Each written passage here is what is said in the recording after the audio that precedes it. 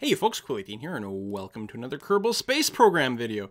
This is actually the first one I've recorded sort of in post here because, as I said in the last video, I was going to do some docking between the scenes, and I wanted to just get that done because you guys have seen me dock before.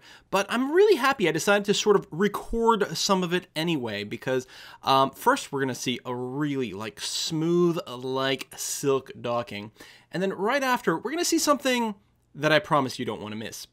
So here we go. At this point, what we've got is we've got the main core of our space station, which is that that orange fuel tank. Basically, is a central core with the docking ports on it, and attached to that, we have attached our sort of habitat and science ring, along with the other solar panels.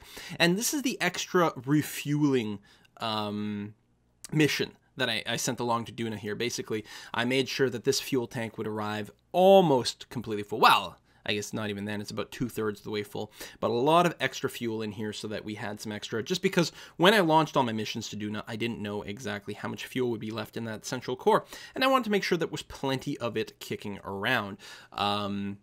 Because, of course, it takes a very, very, very long time to send anything from Kerbin to Duna, Duna being the equivalent of Mars in Kerbal Space Program. And I figured, you know what, I may as well just send another one along right away. The last thing we want to do is get to Duna, find out there's something missing, and then have to wait an inordinately long amount of time to do it. You know, one of the nice things about watching these videos in post is, god damn, this game is looking good. Partially because of some of the mods that I added in, but even in the vanilla edition, it looks quite nice in a way that you don't really get, I think, when you're playing live. And I'm just looking at all this, and it's wonderful. And you can see here this beautiful, beautiful dock right there. Just great stuff. And actually, one of the interesting things about this configuration is I'm left with twin engines on one side, which means this would actually be a perfectly valid nice little spaceship, nicely balanced, I think, that could potentially do things. Hell, it's got enough fuel to go back home. So at this point, this is the, what was it? This was Duna Explorer Delta mission. This is the one with the actual lander module. I haven't used it yet, but I'm hoping that this module will be able to land on Duna, leave, come back here, dock, unload its science. I've got an engineer sitting in the space station that can repackage the parachutes and basically just keep shuffling science up here to the space station for further processing. And at some point, the guy will go home, of course. So we can talk about the docking here. So you can see, I don't know if I've mentioned it exactly how some of this works in a previous video, but I did have a mod that adds that rend indicator to the nav ball. This makes sure that I'm aligned with my target.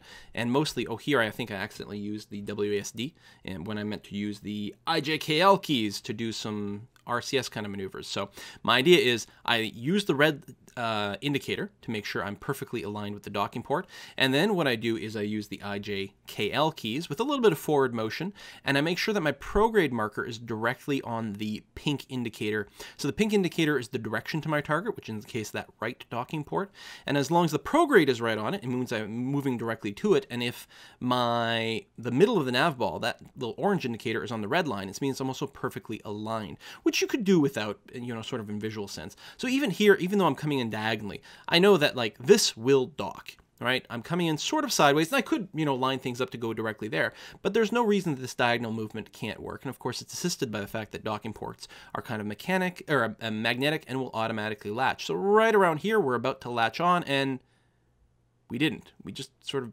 bounced off. What's going on here? Well, okay, let's give it a little forward press and push forward, and oh. So my lunar mission, this module I used on my moon mission, which used sort of Apollo-style docking in orbit, and worked great. And I was like, I may as well, why redesign things? I'll just use the same design. Well, this used the docking clamp junior, whereas my space station used docking clamp, the full docking clamp. They are the wrong size. Could you imagine anything more freaking tragic like that? I went all the way to Mars with the wrong size docking port on my little lander ship, which is pretty tragic, and means I can't transfer more fuel to it. I got to be able to dock before I can transfer fuel. Here I'm doing an EVA with, I think it's Bob, one of my scientists, who's going to come over to my little lander ship, collect all of the science, and transfer it back into the main science bay anyway. But what this means is I have to send from Kerbin, from home, from Earth, a whole other ship, a bajillion miles away, to bring an adapter. This is like, you know, have you ever traveled, you know, to, I don't know, Europe or something, you know, some other continent where they have a different power supply, and you're like, oh, I forgot to bring the adapters for my plugs. How am I going to charge my iPhone? Well, this is like that, only considerably worse, because it's probably going to be a year or more before poor Jebediah in this lander craft will get an adapter so that he can plug in here. So basically, I've designed another mission to follow up on this that just has it's got a ship that will fly this out, but ultimately it's just got this one of the little adapters to go from, I don't remember what the size names are. It's not a Rockomax one. No, I don't think so. No, it's not a Rockomax one, but whatever the sizes are, it's got an adapter like the cone looking adapter, and then a docking port junior on one side and a regular full-size docking port on the other, and it's just gonna stick itself onto the top of our lander module, or rather onto the space station, so that our lander module can dock with it.